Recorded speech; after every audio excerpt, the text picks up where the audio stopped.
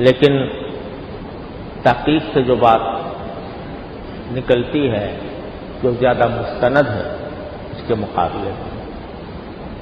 وہ تھی کہ 9 ربیع الاول کو آپ کی ولادت ہوئی۔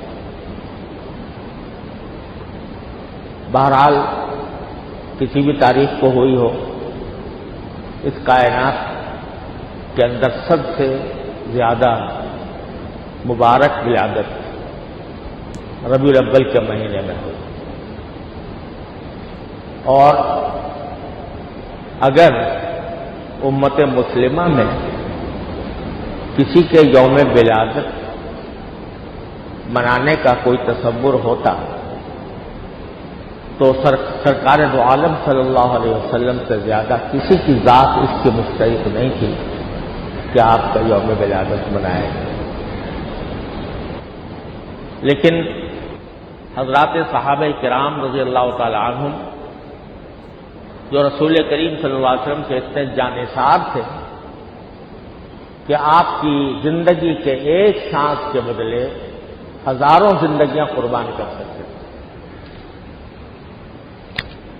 انہوں نے رسول کریم صلی اللہ علیہ وسلم کی سیرت و سنت کو بیان کرنے اور اس کو زندہ رکھنے اور اس پر عمل کرنے کے لیے اپنی پوری زندگیاں وقف کی۔ ایسا نہیں تھا کہ ایک دن یوم ولادت منا کر یا ایک مہینہ ولادت منا کر بس انہوں نے سمجھے کہ بھئی ہم نے حق ادا کر دیا نبی کریم صلی اللہ علیہ وسلم۔ تو اسی وجہ سے میں کہہ رہا ہوں کہ روایات میں یہ اختلاف ہے کہ بعض روایتوں سے معلوم ہوتا ہے کہ 12 ربیع الاول کو آپ پیدا ہوئے تھے، بعض سے معلوم ہوتا ہے 9 کو ہوئے تھے، بعض اس کے علاوہ بھی روایتیں ہیں۔ تو اگر یوم ولادت کو منانے کا تصور ہوتا تو کم از کم ایک متفقہ تاریخ سامنے آتی کہ فلاں تاریخ کو آپ پیدا ہوئے، لیکن روایات میں اختلاف۔ تو ولادت کے منانے کا اصل میں اسلام میں کوئی تصور ہے نہیں، لیکن یہ اپنی جگہ حقیقت ہے کہ سرکار دو عالم صلی اللہ علیہ وسلم کی اس دنیا میں تشریف باوری اس کائنات کا سب سے عظیم واقعہ، اور حقیقت یہ ہے کہ یہ جو مشہور ہے کہ لولا لما خلقت الافلاک، اس کو حدیث کے طور پر بیان کیا جاتا ہے، وہ حدیث صحیح نہیں ہے، موضوع ہے، لیکن معنی اس کے صحیح ہے کہ اللہ تبارک و تعالی کی طرف یہ منسوب کیا گیا ہے کہ آپ نے یہ فرمایا کہ اگر آپ دنیا میں نہ آنے والے ہوتے تو میں اس زمین و آسمان پیدا نہ کرتا۔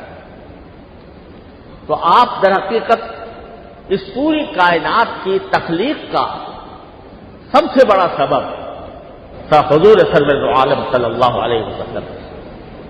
اقبال مرحوم نے اسی کو کہا ہے نبی کریم سرور عالم صلی اللہ علیہ وسلم کے نام گرامی کے بارے میں، ہونا یہ نام تو کلیوں کا تبسم بھی نہ ہو، ہونا یہ نام تو کلیوں کا تبسم بھی نہ ہو، چمن دہر میں بلبل کا ترنم بھی نہ ہو، خیمہ افلاک کا استادہ اسی نام سے ہے، نبض ہستی تپشامادہ اسی نام سے ہے۔ تو حقیقت میں ساری کائنات پیدا اس لیے کی گئی تھی کہ سرور عالم صلی اللہ علیہ وسلم تشریف لائیں اور اس امت کو صحیح راستہ، ہدایت کا راستہ دکھائیں اور ان کو زندگی کے